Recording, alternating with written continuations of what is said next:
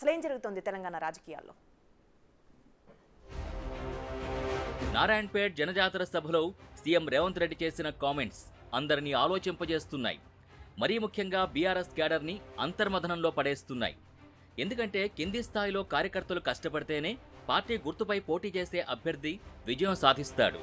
కానీ అభ్యర్థి విజయం కోసం పార్టీ చీఫే 100% ఎఫర్ట్ పెట్టకపోతే గెలుపు అనేది కష్టమే. అలాంటి పరిస్థితులే తెలంగాణలో ఉన్నాయంటున్నారు సీఎం రేవంత్ రెడ్డి. డమ్మీ అభ్యర్థుల్ని దించి బీజేపీ విజయానికి కేసీఆర్ నిచ్చెనలా మారుతున్నారని రేవంత్ సంచలన ఆరోపణలు చేశారు. ఇక్కడ సీన్ కట్ చేస్తే కవిత అరెస్ట్ అయి నెల రోజులైనా ఆమె తండ్రి కేసీఆర్ ఆ అరెస్టును ఖండించలేదు. ఇక కవిత నెల రోజులుగా తీహార్ జైల్లో ఉంటున్నా ఆమెను కలవడానికి వెళ్లడం లేదు. కేటీఆర్, హరీష్ రావు మాత్రమే కవిత అరెస్టును ఖండించారు. ఢిల్లీ వెళ్లి మరీ కలిసి వచ్చారు. కవిత తల్లి కూడా ఒకసారి పరామర్శించారు. కేసీఆర్ మాత్రం వ్యూహాత్మక మౌనం వహిస్తున్నారు. ఆ మౌనం అనేక ప్రశ్నలకు కారణమవుతోంది. కవితను కాపాడుకునేందుకు కేసీఆర్ మోడీతో కుమ్మక్కయ్యారా? అందులో భాగంగానే లోక్సభ ఎన్నికల్లో బీజేపీకి సహకరించబోతున్నారా? ఈ మేరకు ఒప్పందం కుదిరిందా? కాంగ్రెస్ సర్కార్ని కూల్చేందుకు బీజేపీతో కలిసి కుట్రలు చేస్తున్నారా అంటే అవుననే అంటున్నారు తెలంగాణ ముఖ్యమంత్రి రేవంత్ రెడ్డి. నారాయణపేటలో నిర్వహించిన జనజాతర సభలో సీఎం రేవంత్ చేసిన కామెంట్స్ ఇప్పుడు స్టేట్లో సెగలు పుట్టిస్తున్నాయి.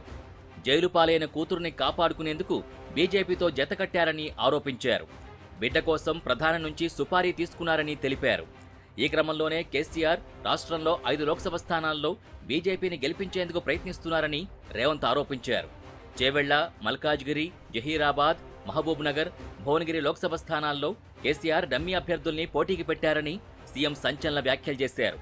ఈ వ్యాఖ్యలు ఇప్పుడు తెలంగాణ వ్యాప్తంగా చర్చనీయాంశమయ్యాయి. కేసీఆర్ బిడ్డ బెయిల్ కోసం ఇవాళ కాంగ్రెస్ ను ఓడించడం కోసం నరేంద్ర మోడీతో చీకటి ఒప్పందంలో భాగంగా మహబూబ్ నగర్, చేవెళ్ల, మల్కాజ్గిరి, భువనగిరి, జహీరాబాద్ 5 పార్లమెంట్లలో చంద్రశేఖర్ రావు నరేంద్ర మోడీని గెలిపించడానికి సుపారీ తీసుకొని బీఆర్ఎస్ కార్యకర్తలు ఇవాళ బొందబెట్టి వాళ్ళ ఆత్మ గౌరవాన్ని మోడీ కాళ్ళ దగ్గర తాకట్టు పెట్టిండు.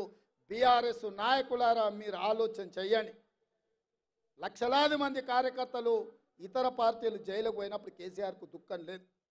నాలాంటోని బిడ్డ లగ్గం ఉంటే కూడా వదలకుండా జైల్లో పెట్టినప్పుడు ఆయనకు బాధ తెలియలేదు.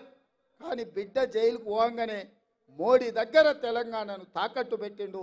ఇది తెలంగాణ ఆత్మ గౌరవానికి మంచిదా? ఒక్కసారి ఆలోచన చేయండి. మరోవైపు చేవెళ్ల బీఆర్ఎస్ అభ్యర్థిగా రీసెంట్గా పార్టీలో చేరిన కాసాని జ్ఞానేశ్వర్ పేరుని కేసీఆర్ ఖరారు చేశారు. ఇది మాత్రం ఎవ్వరూ ఎక్స్పెక్ట్ చేయలేదు. ఎందుకంటే ఆయన మెయిన్ స్ట్రీమ్ పాలిటిక్స్లో యాక్టివ్గా లేరు. అలాంటిది ఆయనకు కేసీఆర్ టికెట్ ఇచ్చి బీజేపీ క్యాండిడేట్ కొండా విశ్వేశ్వర్ రెడ్డికి లైన్ క్లియర్ చేశారని అంటున్నారు పొలిటికల్ ఎక్స్పర్ట్స్. భువనగిరి నియోజకవర్గంలోనూ సేమ్ ఇంచుమించు ఇదే పరిస్థితి. ఎమ్మెల్సీగా ఉన్న క్యామ మల్లేష్ను అక్కడ బరిలో దింపడం చాలా వ్యూహాత్మక అడుగు అనే అభిప్రాయాలు వ్యక్తమవుతున్నాయి. ఎందుకంటే కాంగ్రెస్ నుంచి పోటీలో ఉన్న చామల కిరణ్ కుమార్ రెడ్డిని ఓడించాలంటే జస్ట్ ఓట్లు చీల్చితే చాలు. అందుకే బీఆర్ఎస్ డమ్మీ అభ్యర్థిగా క్యామ మల్లేష్ను నిల్చోబెట్టిందట. ఇక బీజేపీ అభ్యర్థిగా ఉన్న డాక్టర్ బోర నరసయ్య గౌడ్ విజయం ఈజీ అవుతుందన్నది కమలం, గులాబీ పార్టీ కలిసి వేసిన స్కెచ్ అని కాంగ్రెస్ నేతలు చెబుతున్నారు. మల్కాజ్గిరి లోక్సభ స్థానం నుంచి బీజేపీ అభ్యర్థిగా ఈటెల రాజేందర్ పోటీ చేస్తున్నారు.